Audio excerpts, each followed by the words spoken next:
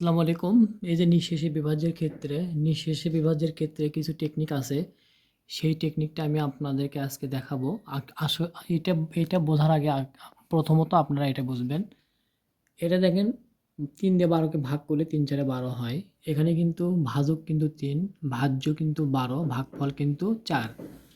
তো এইটা যদি যত তাড়াতাড়ি বুঝতে পারবেন, তত তাড়াতাড়ি আপনারা এই সূত্রটা বুঝতে পারবেন। আসেন আমরা এপ্লাই করি। তো এখানে কিন্তু আছে ভাজক। ভাজক সমান কি? ভাজ্য ভাগ ভাগফল। তো ভাজক সমান কি? ভাজ্য ভাগ ভাগফল। তাহলে এখানে ভাজক কি আছে দেখেন? ভাজক কিন্তু ৩। তাহলে এখানে কি বলছে? আমরা ওই সূত্রটা এপ্লাই করে দেখাবো, দেখেন প্রমাণ সহকারে দেখাবো, তাহলে বুঝতে পারবেন।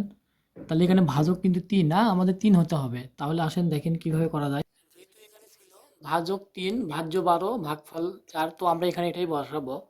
ভাজ্য হলো ১২, ভাগফল ৪, কিন্তু এটা ভাগ করলে পাচ্ছি আমরা কত? ৩ পাচ্ছি। এই তো সেমভাবে সেম প্রসেসে আমরা করব। তো এখানে ভাজক কত ছিল? ভাজক ছিল আমার হলো ৩, ভাগফল কত ছিল? ৪, তাহলে ভাজ্য আমরা কত পাচ্ছি? ১২। আমার পেনের একটু সমস্যা, একটু কষ্ট করে দেখে নিয়েন। তো ভাগফলও তাই, ভাজ্য কত ছিল দেখেন?